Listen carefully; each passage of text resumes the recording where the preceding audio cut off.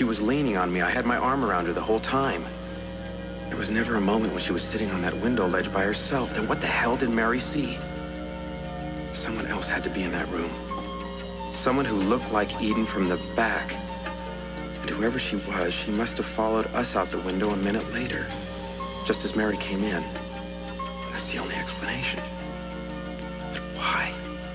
Who is she? Is it possible that Eden didn't pull the plug? And that somebody else did? You guys okay?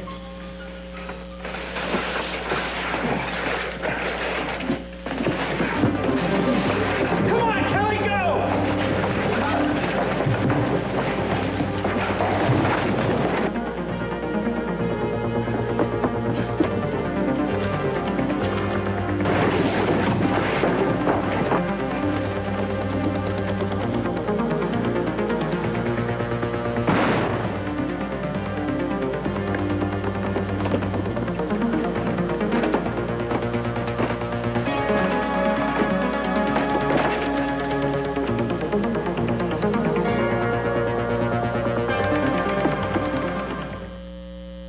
Gina, you sprung this on me so suddenly. I haven't had any time to think about it. Close your eyes.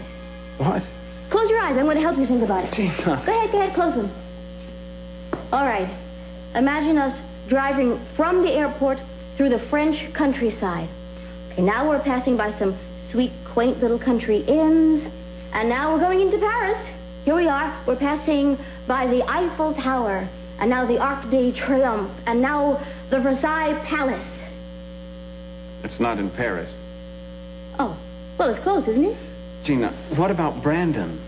Oh, well, Brandon can come with us next time, but this time I want it to be just you and me. I mean, who's going to take care of him? Have you thought about that? We have a house full of relatives, Mason. There's Sophia, Ted, Kelly, Eden. Well, let's forget about Eden. Rosa will take very good care of Brandon for me. Well, aren't you afraid that she'll let Santana see him? Well, I'll just talk with her first, and I trust Rosa with Brandon more than I trust anybody. And then Lionel can come visit him. Oh, Mason, I've been a very good mother for a long time. I want to spend some time being good at other things. But, Gina, I want to do what's best for both of us. Well, this is what's best. We need some fun and some free time. Mason, we've always been so careful and secretive and so darned unimpulsive. Things are so precarious around here now, Gina. I don't want to rock the boat. Mason, the boat has already capsized. And we're all splashing around trying to save ourselves. I mean, we've got nothing to lose. Would that were true. I'll tell you what. When we get back, we'll be very serious and very discreet. But do you know something? I've never been to the Louvre. You can show me the paintings and explain them to me. Well, that would be amusing. You know, Gina, you're right. I am? You mean we can go? Oh, Mason, that's wonderful. I love you so much. No, I can't possibly get away myself right now. I mean, not with Eden still hanging on to control of the company and losing touch with reality at the same time. Well, then what do you mean? Well, I mean that you deserve a sensational vacation and you're going to have it. Gina, I want you to go to Paris right away. Without you? Only temporarily. I'll join you as soon as I'm able. I don't want to go alone. That won't be any fun. Well, just think of the use you could make of the time. You could make the rounds of all the salons and the couturiers, get yourself a whole new wardrobe. Maybe you're right. Because by the time you get there, I'll be ready to show off all the beautiful clothes I bought. Right, and I'll be in a much better mood for having fun. You will? Then I'll do it. I'll call the travel agency. Can you drive me to the airport later on? Oh, of course.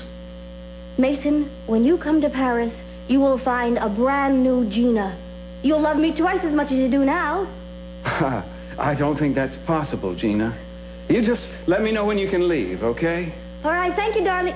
Mason. Oh, this is so exciting. Rosa!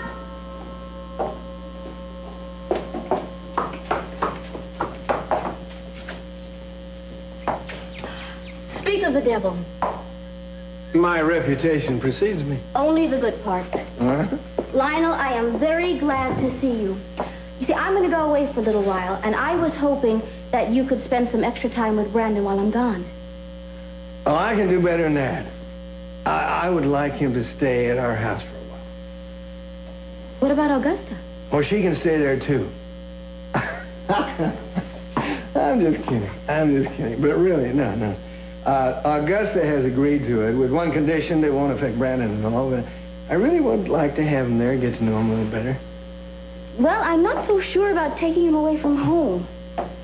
Well, things are kind of tense around here, aren't they? What with the murder investigation going on, and the internal power struggles, that kind of thing?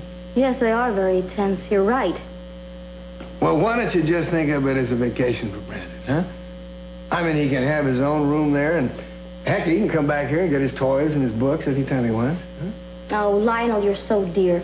Brandon is lucky to have a grandpa like you. Grandpa. Yeah, well, I'm the lucky one. Then you say yes?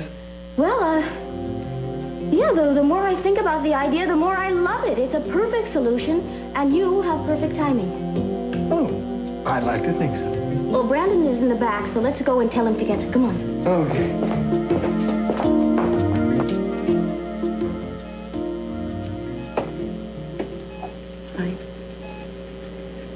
Yeah, I used to believe that there was a genie in there.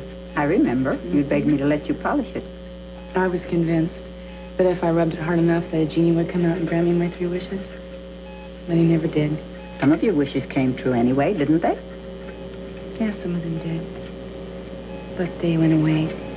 All of them? Well, my first wish was that my mother would come back. And she did. And it didn't matter because I couldn't forgive what she had done. What was your second wish? That I would love a wonderful man who would love me back. And my third wish was that I would get to work with my father in his business by his side. You might get your wishes yet, dear. Only if I have miracles, 3 miracles. You know, Daddy had a wish before he got sick. He didn't want to be put on life support systems. Not all wishes are meant to be granted. You know, Daddy didn't think about the one thing, though.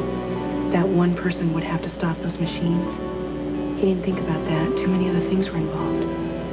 Too many people are involved now. His family, his wife, the doctors. It's too much of a burden for any one person to have the power of life or death over another. Rosa, it's like they shoot people in front of firing squads, you know? I mean, it would be so much easier to just have one person and one gun, you know? But that one person, they would have to live with that the rest of their lives. So they have a whole squad, and they do it, but no one knows whose bullet did it, and everyone gets to think that it was another person that was responsible. I mean, is it easier to live with the fact that you tried to kill someone because you know that it was by chance that you didn't succeed? I don't think so. See, Daddy,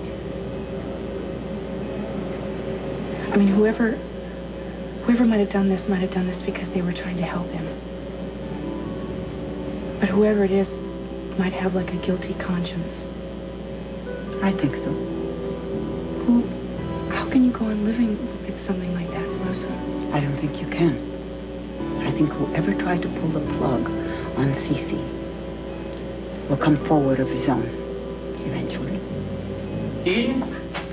Eden? There you are. Hello, Rosa. It's news, that's what it is. The best news that you can imagine. What are you talking about? Well, I want to tell you, but it really should be just the two of us. And I want you sitting down when I tell you. Rosa, would you mind so much if I spirit Eden away from you? For good news, of course not. Thank you. We'll be right back. Let's go. I don't think anything you're going to be able to say is going to make me feel any better. That's what you think. Eden, I want you to promise me something before I tell you this, all right? What is it? Well, I just never want you to stop turning to me when you need help. I want you to always remember how close we've become. How would your news change that? Oh, sometimes people forget who their real friends are. I promise you I won't forget what you've done for me. Can the good news wait till I get that? Sure. Okay. Hello? No, I don't know where Kelly is. Can I take a message? Oh, Mr. Jenkins, this is her sister Eden. I don't know where she is. So she's probably at the hospital. Okay.